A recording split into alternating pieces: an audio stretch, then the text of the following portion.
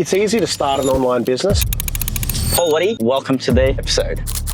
When do your ads perform best? When your brand's shit hot.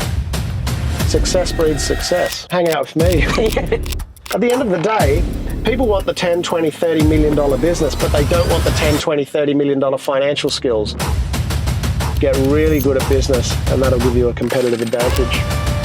Find a way to make money. I was selling on Amazon as soon as they started, Scoop-on, Groupon. I tried them all. If someone had $10,000, Yeah. what would you do? Here's what I'd do. Paul Waddy, welcome to the episode. Yeah, thanks, Nav. Thanks for having me. What an office. What a podcast studio we have. It's pretty cool. Yeah. Except the Sydney road's a bit tricky for us this morning. I apologise for that. That's all right. Before we get started, I'm actually curious. What is your favorite pastime? So what do you do? Obviously you run your home, you work out from your home office and stuff like that. Man. What's your favorite pastime? That's such a good question. I don't have enough hobbies. I know that. Business is really my hobby, which is, I'm not saying is a great thing. I do spend a lot of time on business, my own businesses. But look, I like working out. I have a gym in the garage. I like health. I do Pilates. I do all that sort of stuff. I've got 3 kids as well, under 6, so they keep me busy. Under 6? Yeah, at one point I had 3 under, 4 and under. Oh, I've got 2 under 3. 2 under, you're there, 2 under man. 2. You're nearly there. Yeah. It's hard, right? Yeah, it is. Oh, but I bet it's very fulfilling. Hence why you. Yeah, it's very fulfilling. It's good. But look, I want to take up surfing. So that's a hobby. I'm actively looking for a hobby. So I'm open to suggestions if anyone has a cars. Cars is definitely, especially in the one we're in today. I am inspired. Cars is pretty cool, depending what the wife says. Yeah, cool. Yeah. Do you find working out is a common factor amongst successful business owners? Yeah, definitely. I think about a lot of the guys and girls that I work with, the founders in particular, and a lot of them are up early, exercising and in pretty good shape. I don't know what that is. Like for me personally, I need rituals, I need habits, so I need to have that get up 6 a.m., train at 6 a.m. That's just how I perform best. I need that structure. I don't perform so well outside of structure. So I think it's a thing that a lot of founders are busy and they're pretty stressed, and it's a good outlet. And I think as founders as well, you want to perfect things, and why not try and perfect your health and your fitness and your body and all that sort of stuff. Yeah, and I completely agree. And in terms of generating a good routine, which then results in discipline, which then hopefully results in sort of success that comes after that. If we were to dig a little bit deeper into your past, or whatever sort of memories that kind of come up, what do you think was one of the pivotal moments that influenced your path to sort of entrepreneurship? That's a really good question. So if I go back to when I was a kid, I was raised by my grandparents, and my grandfather was a Greek Australian, so he was born here but conceived in Greece, and then the family moved here. Now his father, who was a migrant from Greece, became New South Wales' leading and largest, he had the leading sheep station in New South Wales. They had the movie theatre at Cowra in New South Wales. They were entrepreneurs. They were hustlers and entrepreneurs. So my grandfather, although, was an orthopaedic surgeon, he also owned a 30,000-acre farm. He also was a property investor. He was always moving, and that rubbed off on me. I remember being less than 10 years old probably, and grabbing things from around the house and getting my mum to drive me up to cash converters to sell a few things. I was a trader. I was not necessarily interested in studies, not really interested in school. I was interested in, wheeling and dealing and making cash from an early age. And when you were doing all that, obviously, other friends or other kids in that same sort of age group might not have been doing that. Did you feel different? Definitely, always, because even after school, or sort of 16, 17, when other kids are starting to talk about what university they were going to, I had zero interest in that. I didn't have any. I was like, what business can I start? One of my first jobs, I started putting away money with the intention of buying a property, started my first business at at 23, no, I was destined for this path. I was never going to be anything other than a business owner. Nice. And do you feel like when, you said that you didn't want to go to uni or anything like that, did you ever feel that not having that security of like a university degree, accounting or finance or whatever it may be a bad thing? Yes, so much so that in my 30s, I went and did an MBA. Oh, wow. Okay. Did I need it? No. I certainly wasn't going to go and apply for a job, but I wanted it. I wanted to have done it. And when I get things in my mind, I do them. And so, I wanted that piece of paper up on my wall. And was that to do with the fact that you wanted the security or the fact that you wanted to learn and become better? That's a really good question. Security, not really. Learn and get better, yes, but the way my brain thinks, I just want to be the best, right? Yeah. And I thought that, the best probably have something like this under their belt, and if they don't, I'll go one over them and I'll get it. Yeah. And I just thought that this will help me in my journey to being the best possible business person, e-commerce coach that I can be, and it did help, to be fair. Yeah. So when you've now, you're sort of wheeling and dealing and all those things, and then you've come across shoes. Yeah. How did that just? I'll tell you how that happened. So I was probably in my early 20s, 21, 22, and I, like everyone that age, I used to go out. Yeah. In those days, men would you had to wear leather shoes, right, to go to a club. Yeah. Sneakers were not a thing back then. Yeah. Like, sneaker culture is big now, but not so much then. And the shoes that blokes were wearing were white leather shoes and like horrible. And you couldn't get much. Like you could get a little bit from Politics and these stores, but not much. And so I bought these shoes, and they were, for a young guy, they were expensive. They were like $300 or something, or 200, whatever, 200 and something. And they were nice leather loafers. And I left them at the gym. Oh, yeah, I left them at the gym. And by the way, I've left a lot of things in a lot of different places over time. And so I was upset because I was like, man, that costs. And then I went to try and find more, and I couldn't find any. And my best friend was there, and he bought the same shoes as me, but in white, and I bought them in brown.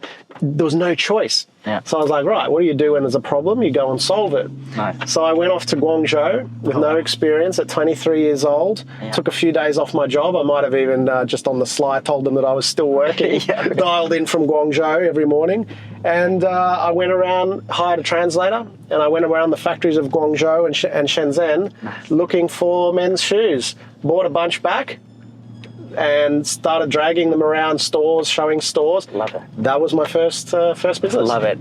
Just recently I've started posting about stuff like that myself, and how I did the same thing at the age of, I think, 18 or 19, went to Guangzhou, Taiwan, Canton. Yeah, right.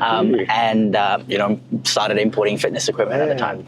But I feel that a lot of, people out there wondering what sort of business to sort of start. One, I started with a travel to, Guangzhou or something. How do you sort of view that? Is that like in the current day and age? So obviously, when you did it, it was probably around the same time when I sort of went.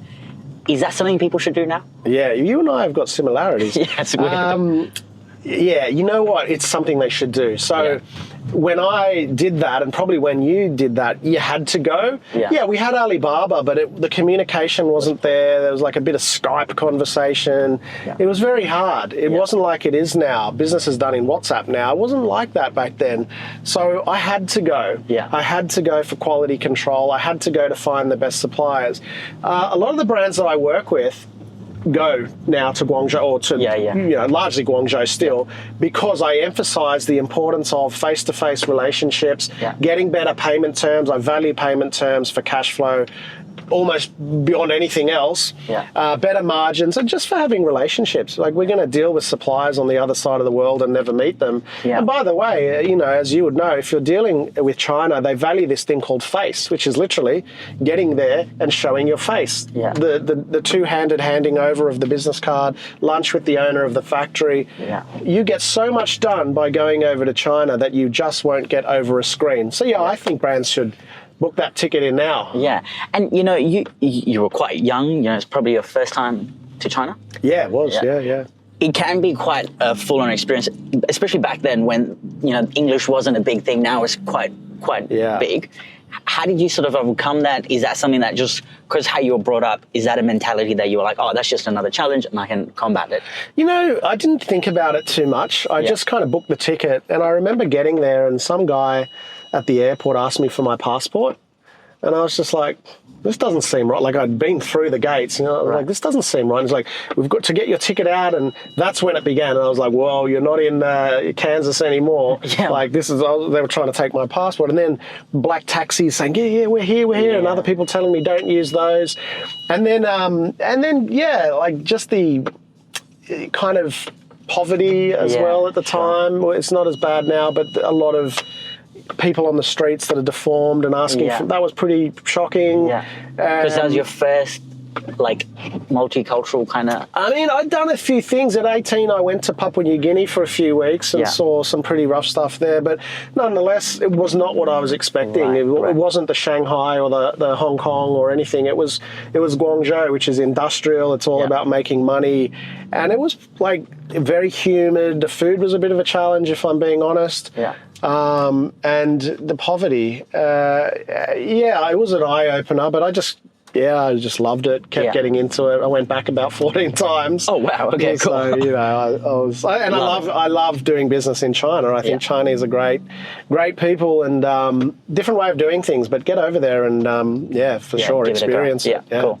So, you know, started a business, always been in that space, but how come now sort of moving into the, you know, coaching and advising others, what is it that sort of brought you to that, and why is it that, you know, maybe we should listen to you? Well, I thought, I'll tell you what happened. I sold my business and went to work at a company called Shopo for a couple of years, 3 years. And Shopo was, at the time, the only company that I would ever work for that wasn't myself, because I'd met Jane Liu at a conference earlier and just loved her kind of mentality and risk-taking approach, if I'm honest, calculated. She's very smart. And worked there for 3 years, and we rapidly grew, and it was so much fun. And then people started asking me for advice, and the first couple of brands that I worked with were like Muscle Republic was the first, and I never charged him. You know, Vic, if you're listening, he knows I got him back after that. But I was like, I like this. I like talking, and the advice that I was giving was working. Vic's now turning over more than 30 million. Baby Boo, these brands that are now in the hundreds of millions, they were my first clients, you know. And they seemed to like what I was doing, and I liked what they were doing. And I think that I found a way to communicate well and effectively. I don't preach. I teach. I prescribe or diagnose, you know. So, and I think that let's talk commercially. Coaching is incredibly lucrative. Let's not, you know, when you get it right. Let's not. And I've got a pretty good marketing funnel. So how do you take advantage of that? Well, you put people into coaching programs, you get results, and then word spreads.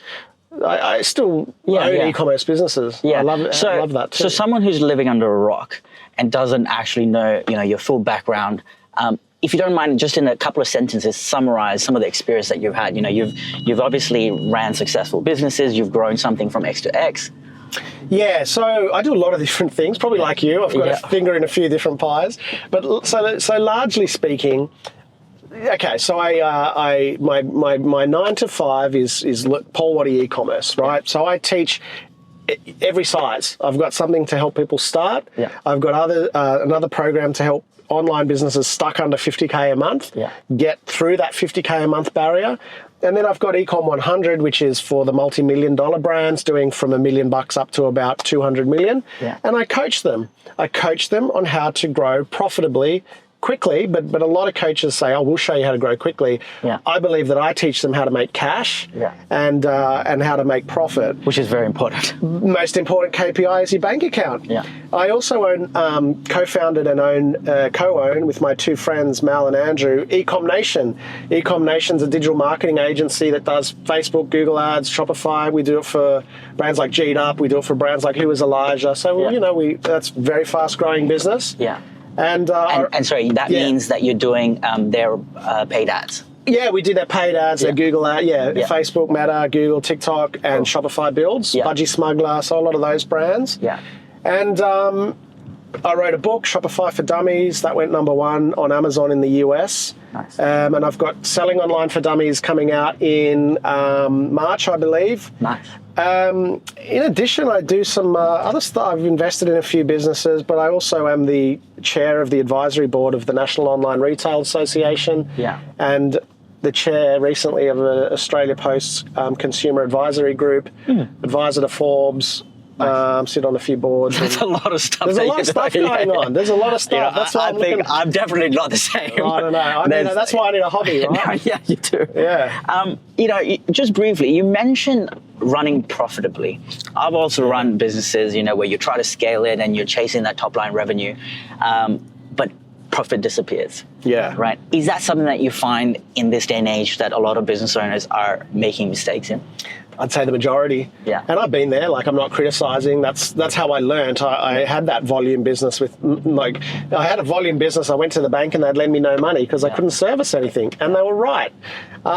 It's the majority of businesses that I see think scale is spending more money and trying to grow. That is not the definition of scale. Scale, by definition, is finding a platform that's profitable and scalable, which means that it can grow without you having to put too much more into it. Yeah. That is what scale is. Grow it, but keep your cost base low. People just think scale is throw money at ads and grow your revenue, but that's not super helpful. And I just tell you why to those people listening, because there's still people that say, no, scale and you flip it. Yeah, there was deals done in COVID. I can tell you multiple businesses, Booktopia, publicly listed e-commerce business, sold for parts, really. Yeah. There's one being floated around right now doing about $12, $13 million a year, 3% profit, no buyers, they're winding it up. That's the harsh reality. That's not what people will tell you. But businesses are valued on a multiple of profit. The bank will look at your serviceability. You cannot pay yourself with revenue. As I say, revenue for vanity, profit for sanity. Yeah. So it's just it's a big issue, and probably part of why my coaching has grown rapidly is because not a lot of people know how to do it, to be fair. So say if someone is listening to this, what is it? What are some of those basic steps that they need to do to reconsider that, and how do they then work towards building? Really good question. So so it's easy to start an online business, and that's kind of a bit of a problem, right? Because let's say that I know where to find the timing belt in a car. Yeah. Does that mean I should change it? I will ruin that, for sure, right? Yeah. So a lot of people open a Shopify store. Hopefully they've read my book and they'll open a Shopify store. They'll make some sales because it's easy. Yeah. Any mug can make sales, run a few ads, you make sales. And then all of a sudden, shit hits the fan. Why? Because they have no business skills. At the end of the day, people want the $10, $20, $30 million business, but they don't want the $10, $20, $30 million financial skills. Yeah. That's what it comes down to. And I always say, you want a $20 million business? If you saw an ad on LinkedIn or Seek for the CEO of a $20 million company, would you put your name forward? And the answer is usually no. Well, why would you accept that for yourself? Yeah. So I think it's just not knowing gross profit margins. Yeah. It's not knowing, what net profit is. Yeah. Understanding the business numbers. Understanding the numbers. There's a 50-30-20 rule that I created, which just says an e-commerce business needs to be minimum 50% gross profit. Yeah. It needs to have, to get a 20% net profit, it needs to fill the middle with the difference. So 50 minus 30 equals 20. So 50% gross profit minus 30% operating expenses equals 20% net profit. Yeah. Now change those ratios for whatever you want, but start somewhere and just having some frameworks in place. Make it a bit technical. With those 50-30-20 rule, say if you are in a competitive space where, it is quite competitive, unfortunately you're there now because you've been running this business for a while, and now your GP is not 50, it's 40. Yeah. But you can't scale the business in terms of chasing that top line revenue to bring your fixed costs down. What do you do to then have that 20% profit? Yeah, so on the fixed cost part, there really are no fixed costs in an e-commerce business aside from marketing and wages. Yeah. And guess what? They're both variable. Because wages go up as your business grows, you need to have staff, customer service. And the other one is marketing is a variable. So the rest is rats and mice, 2% on rent, 1% on subscriptions. So it's very rare that you can scale your fixed costs away in e-commerce because 90% of your costs, in your operational costs, are actually variable and they will increase. Yeah. Those are budgeted as a percentage of revenue. So it's hard. So I got clients, I've invested in alcohol businesses. You'll never get a 50% margin in alcohol. So what do? Okay, you're on 40. The question is not what I think, because it doesn't matter what I think. The question that I say to the founder is, well, what's your goal? They say, I want to get paid, $1 million a year. I want to do this, get a value of this. All right, let's work from there. What net profit do you need to pay yourself that wage? What net profit do you need to sell? So they give me the answer, and I just do the maths. So if they say, well, I want a 20% net profit because I don't think I can get this biz to 50 mil, but I reckon I can get it to 10. I'd be really happy with that. I want a 20% net profit. Okay, so you got 40% GP, 20% net profit. How much can you spend on the biz? 20%. 40 minus 20 equals 20. And then they're like, oh, that's not enough. So I don't make the rules. This is maths, right? Yeah. Okay, so why don't you take a 10% net profit and you can spend 30? Yeah. But hang on, you're already spending 30 on Facebook ads. That's your whole OPEX gone. Yeah. So I want to point out that it doesn't matter what I think, because this person out this window might be happy with their 10% net profit business. We'll formulate a plan for them. I might, some of my clients are doing 200 million a year on 35% net profit. Look at the article. Look at the article on Maison de Sabre and Forbes. One of my clients, 50 mil, 35% net profit. That's legit numbers. So it can be done, and it's all about who you hang out with, the brands that you're talking to. Success breeds success. 100%. So then when you say success brings success, networking is very important in that space, and hanging around people who, there's two types of people, one who are chasing that top line revenue and some person who's actually chasing that profit to run a profitable company. How does someone find those, people? Hang out with me. A lot of my brands are like-minded. We go through an application process to make sure they are like-minded, because some people will not believe what I just said, which is, and again, it just comes down to maths. It really does. But a lot of people are like, no, 6% net profit's fine. And I'm like, if you want to eat Weet-Bix your whole life, but I want to eat, caviar and lobster. So that's a bit different. I really think it's about who you hang out with. Like if you hang out with your certain brands who'll tell you that I'm not profitable, I can scale, whatever. Yeah, great. Hang out in that group. If you hang out with my clients, we're talking about Jake from G'd Up, who's buying cars like this one, cash, who's buying $19 million houses. Sorry, Jake, if you're listening, but buying $19 million houses with the Maison de Sabres, with the Baby Boos, with the Muscle Republics. These guys are highly profitable. And they did it, sorry to point it out, they didn't start. Absolutely not. No, many of the ones I just told you were losing a lot of money when I met them. And we're in that scale phase where it's like 30-40% on Meta. Maison de Sabre won't mind me. We run their ads. You won't mind me saying they spend sub 15% on ads. G'd Up spends 0 on ads at the moment. But all the ones I just spoke to you about, sub 15. Budgie Smuggler, 3.5%. They won't mind me saying that. There is another way, but it's focusing on product market fit. It's focusing on amazing brands that change the world and aiming to be the best in the world. Like, we're not here for a haircut. We're here to be the best in the world, not just run a few ads because, I don't know, what if Zuckerberg has a meltdown and they ban Meta or whatever? I agree. It's part of it. I own an agency, but it's not everything. I completely agree. Like, when I started my business, I was advertising on Gumtree and, just your local places. And I would do maybe 2-3 million a year just on Gumtree ads. Nice. Like, there was no ads. It was just free listings. I would sit there all night until Gumtree shut all my accounts down. And I sat there going, surely this is not right. Like, I cannot rely on. And hence why it's important to start, creating a brand and trying to build a name for yourself.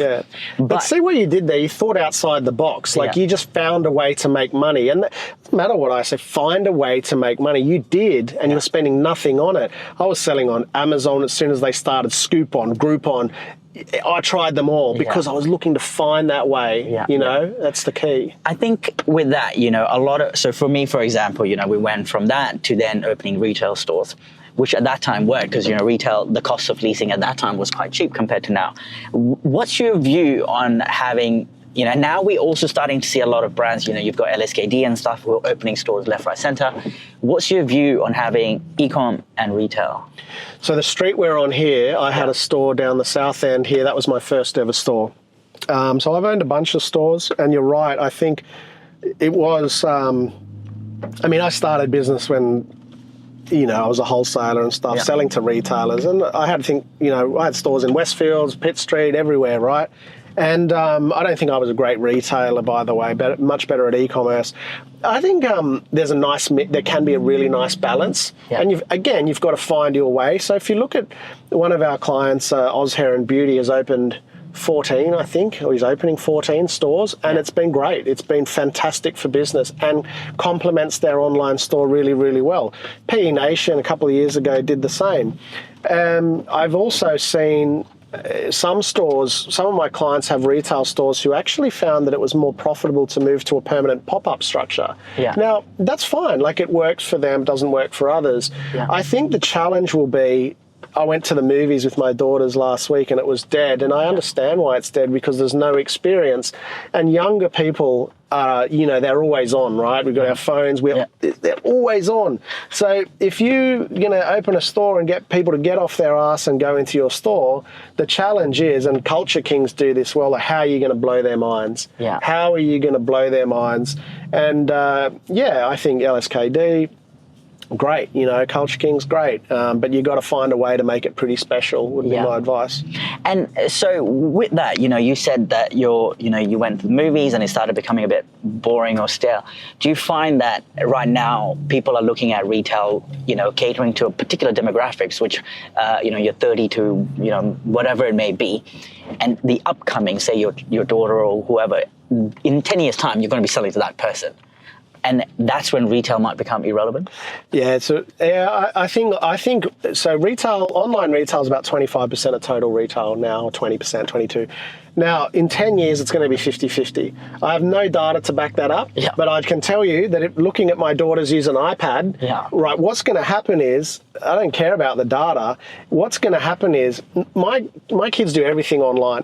We still go to stores, probably you and I go to stores, but we're going to age out. Evolution's going to take care of that. Yeah. The younger demographic, the younger generations are way more digitized than we are. Yeah. So natural progression and evolution will take care of that.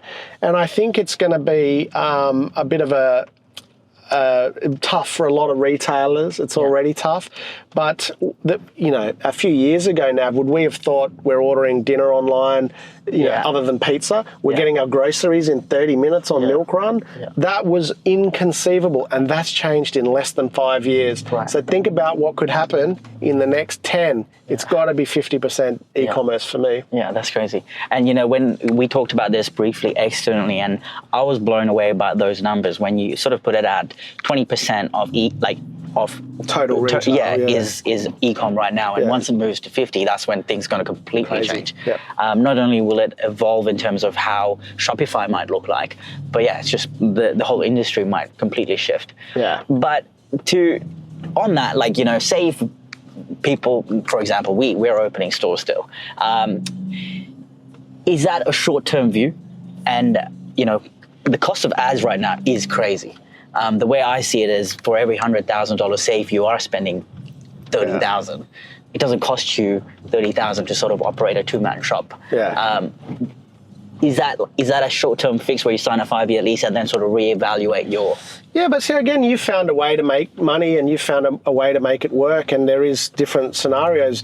Bulky goods, for instance, maybe maybe it makes sense that the storage facility also has a sales, a point of sale, right? And maybe it makes sense that if I'm dropping a couple of grand on fitness equipment, I probably want to go and knock on the tin and see what it's like. Yeah. Try it out. So. It's different. Yeah, and it's just, for you, it's probably the omni-channel experience of saying, well, you know what, I've got some time, I want to demo it, or, you know what, I want to pick it up myself, or I want to come in and use the equipment, and then I might go away and order online. Yeah. So I think it can work cohesively like that. Yeah. I just don't think standalone retail will suffice in a decade. Yeah. Online, you've sort of talked about how someone can scale from 0 to $1 million and the challenges with that, and then I find the toughest is 10 to 20. How do you sort of break all that down, and what sort of how's your thinking on it? Yeah, similar to yours, I think. So the toughest is probably getting going and actually getting off your bum and doing it. So we have a program that teaches people to do that. The next group gets stuck, I reckon, under 50. And you're right, the vast majority of people that DM me are probably around the 20K a month, we're talking. And so I thought, okay, that's interesting. And I started interviewing them. And a lot of them have some pretty common errors that they're making. And so I sort of thought, well, maybe I could build a way that brands could be taught how to do their best, because not every brand can, but do their best to get past 50. I think 50K a month. I think when you're at 50K a month, unless you've done it by, and this happens a lot, unless you've done it by just flogging ads to an unprofitable point or going on sale in November, but if you've, genuinely past 50, like in January when there's no sales, then you'll get to 100, because that means you've built a scalable system. But if you've got past 50 because you've flogged ads, and then when you pull it back, that's not, I don't count that. That's cheating. Because let's start a business tomorrow that makes $1 million a month.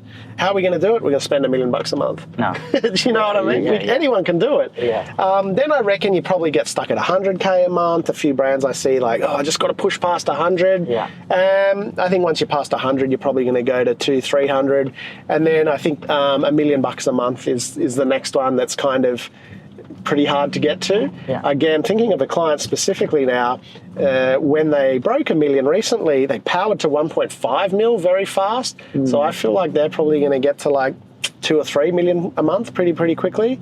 So look, you always get hurdles. Even one of my clients is doing, they went from 6 million a month to about 13 million like that. Then they got stuck at 13 and they started going down again. So every brand's going to have these problems.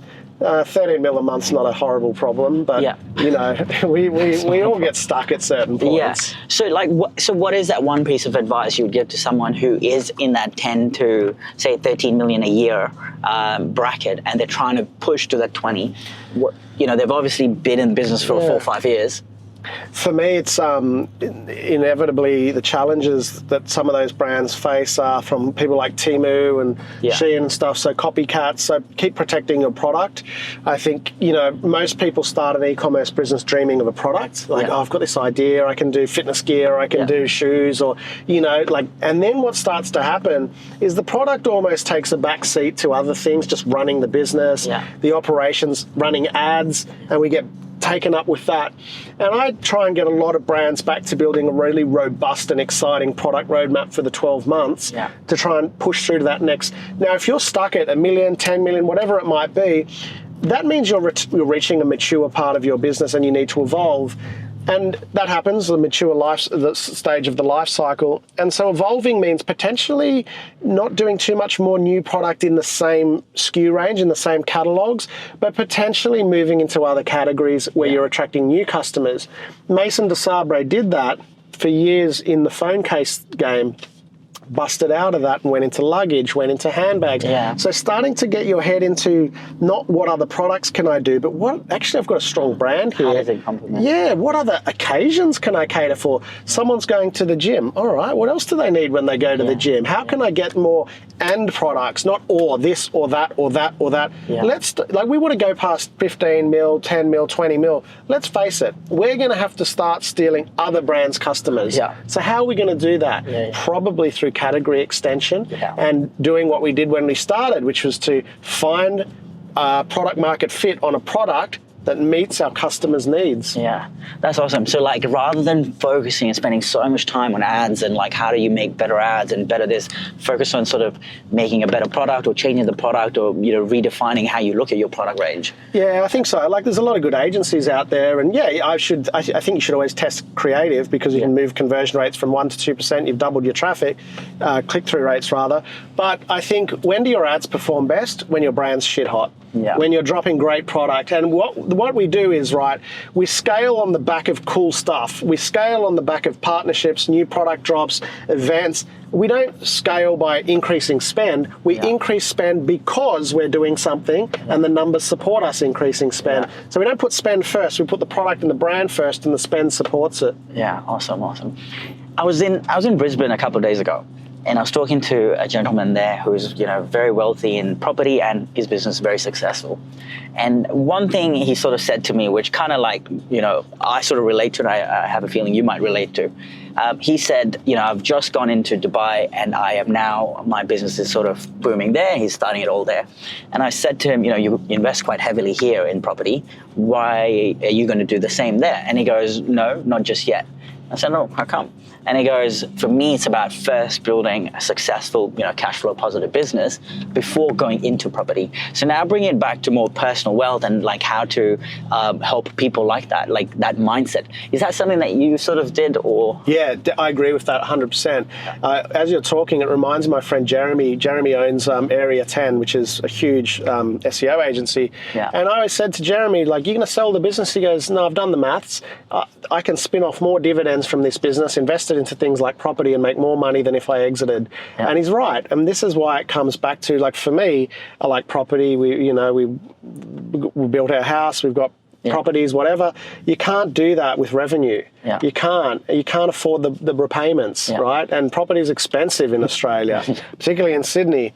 So if you want to be able to make those repayments, the reality is you've got to spin off money. Yeah. And spinning off dividends is a way, for me, it's almost a means to an end. Like your business should spin off lots of cash. You take that cash, you diversify it into other things and make more money. Yeah. It's the same reason that I don't do super. I do self-managed super because I believe that I'm smart enough to make more than a 5% return on my super, and I have. Yeah. But that's right. It's not just business.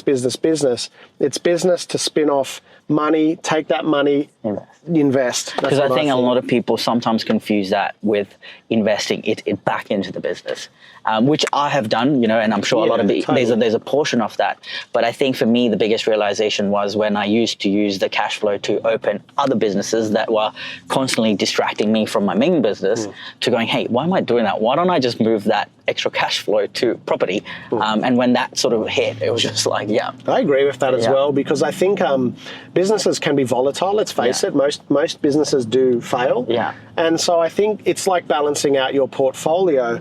Business is high risk. Like with GFC, I've been around through GFC, COVID. That's high risk, right? Yeah. So if you're lucky enough that you've got a business that spins off some money, I think sinking it into property is personally the safest thing to do. Like you do your research, you can pretty much throw a dart at a dart. And you don't have to spend too much time on it. You don't. It's pretty reliable, and they aren't making any more land, right? Yeah. So I think and then property is probably the long-term thing that keeps your family safe as well. Yeah. And then some shares as well, and just diversify, I think. Yeah.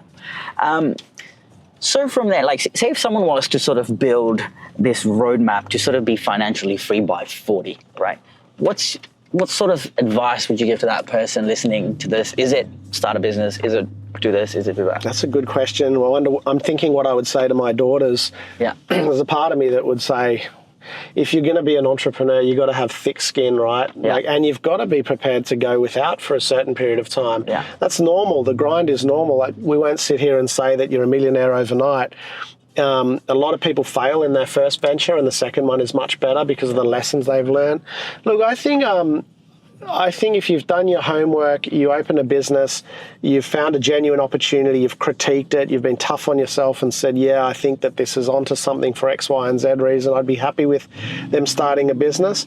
But for me, I'm a little bit old school. Like, I would always want a roof over my head. Yeah. I would always want to be backed up by property. Yeah. Because if the shit hits the fan, you've still got the asset, the key asset that's going to grow. Yeah. So I like starting businesses. I would start a business for sure if it was a good idea. And as soon as I'm making money, I'm sinking it into property. Yeah, cool. Awesome. E-commerce is constantly evolving, right? What's your outlook on e-com? Like, how do you see it going in the next couple of years? Yeah, I think it's it's been tough over the last year or two for a lot of businesses. Retail spending's been down. Largely, not in Western Australia. It's going pretty well in Western Australia at the moment. I think it's, look, let's be honest, inflation. Yeah. It's not fun. It's not fun. So essentially that means that people aren't spending. Now, interest rates maybe will come down halfway through the year, although a lot of banks are now starting to think they won't. It might be even longer than halfway through the year. So I think consumer spending is pretty directly linked to that. Yeah. I think at some point rates will come back down. People will then start to spend again. Yeah. This is, I've been in business since 2005. There's ups and downs. We're probably in a little bit of a trough at the moment. I think it'll bounce back. But again, over the next 10 years, I think we're just getting started. Yeah. And so you could be listening to this now and be like, I wish I'd done an e-commerce business. You still can. Yeah. It's going to, in 10 years, it's going to be 50%, which means double what it is, more than double what it is now. Yeah. So with that outlook, like, do you feel last year was a hard year for a lot of brands? Yeah, I do. Versus like, because you see a lot of startups posting, oh man, I did the best year of my life. But they're a startup. Whereas established brand, I personally, a few, but from your experience, what's your outlook on that? Well, a lot of people post nonsense online. That's my first thing. Yeah. And I always say, just run your own race, like don't listen to what other people are doing, because that's a trap as well. Like, we made money by scaling X, Y, and Z. Yeah, change that screenshot to your bank account. Yeah. I don't want to see your Shopify account. I want to see your bank account. Yeah. Nobody's posting their bank accounts. No one is actually. A lot of people in big debt that, propping their businesses up. So it has been tough, and I interview, brands wanting to work together. I see them every week, and it's tough out there. Yeah. You would see more ones in trouble than you would people going, I've just scaled to 20 mil and I'm killing it. Yeah. You do see those, but for a lot of people, it's been very, very hard. Yeah. Very hard. Cool. And, my outlook, for example, like when we look in New Zealand, interest rates started cutting there maybe August or whatever, September last year. And as interest rates started coming down, we know that we have operations in New Zealand, and we started to notice consumer spending started to come up. And literally month on month, the first month it happened, our sales went up 30%. Yeah. So with the hope that when it happens here, that, we sort of see a similar sort of effect, hopefully. I think that's a good point. I think we will. I mean, definitely people have more money. They want to spend it. They just can't at the moment. Yeah. One thing I want to touch on is if someone had $10,000. Yeah. What would you do? Here's what I do. Here's what I do. I wrote a blog about this, and I'm going to put an e-commerce lens on it, I reckon. It's $10,000 probably won't get you far in property, although I bought my first property with no deposit. Yeah. But I'm going to put an e-com spin on it, right? You got $10,000, you don't want to borrow anything. What would I do? Well, here's what I would do, right? I would go onto Alibaba and I would find a supplier that's running what I call a stock service. And a stock service means that there's no minimum order quantity because you're not embossing your logo on anything. Yeah. So see, this t-shirt has a logo on it. I can't get a stock service because it's got Amélie Ondor, that's their brand. Yeah. But you find blanks. Now, t-shirt's not a good one, but jewelry, lingerie, I've seen this happen, and I've done this, men's jewelry. Yeah. There's no logo embossed on those products, so you buy stock and you change the swing tag. I think you'll like this idea. Yeah. Change the swing tag and you just put it into a bag. Now, I've seen brands do this turning over more than 50 mil, right? Now, you say, okay, why is there no MOQs, minimum order quantities? Because most factories, they just got them lying around, and they're doing this for other businesses around the world. So you get them, and you can get jewelry and stuff like that on an MOQ of 15, 10 pieces, like nothing. Yeah. So what you do is you take that 10 grand, you knock up a website for nothing really, do it yourself. Yeah. I'd put that 10 grand largely into stock, probably save a little bit for a little bit of marketing or whatever, but largely I'm going to use free influencers, and I'm going to buy low MOQs, low stock, 5 of this, 5 of that. I'm going to pick a lightweight product, jewelry, lingerie. Shipping is easy, storage is easy. And because you're buying stock, you don't have to load up on inventory to account for your long supplier lead times. Yeah. No lead times. Sell it. And I usually say never air freight, but I'm going to say air freight because in some of these smaller items, you'll get an 80% margin, which is going to allow you enough margin to air freight. Yeah. And what that means is you'll save on cash flow because instead of ordering 3 or 4 months worth of stock, I'll order 2 weeks. I'll run out of that. I'll place another order quickly on air freight. Yeah. And what I would do is I would launch with lots and lots of SKUs in different categories. So when I go to my website, it's got heaps of categories. So people are like, whoa, this is a serious But player. you're only buying 10, 10, 10. They don't know that I've got 10, 10, 10. They just see 30 categories of nice. lingerie or whatever it might be. Yeah. And then so you've got a better chance of getting the conversion. You make a big splash. You've got influencers working with you. Now, if your margins, let's say 80% or 70%, you're going to put 20 to 30% of your monthly sales back into product. Nice. And just keep building out that, repeat your grade A product. Yeah. Shopify will tell you what that is. Repeat that grade A product and just put the rest of it into new stock. Rinse and repeat that every single month. If you're dropping new product every month, your socials start to grow, your content looks better, you've got stuff to talk about, and you'll start to just scale it. So that would be my tip. That's awesome. What to do with 10K. It's a bit cheaper than my options. So great. Yeah. Lastly, just before we start wrapping this up, what's your one piece of advice that you would give to my listeners?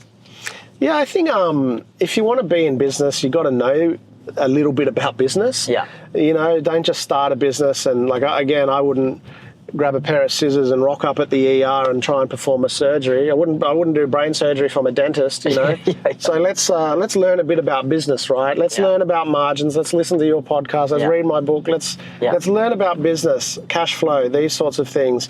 Not just here's a shiny product, I want to sell it. Yeah. Just take your time to learn the craft. Okay, you're starting a beauty brand, a fashion brand. You're not just in beauty or fashion, you're in e-commerce and business. So you need to know those things inside out. Yeah. Do your homework, learn. If you're placing an order on your first amount and you don't know why you're spending that much, you're not ready. You need to know the formulas for open to buy and how much stock to meet my goals. So just do the homework and, focus on the boring stuff a bit. Get really good at business and that'll give you a competitive advantage. Cool.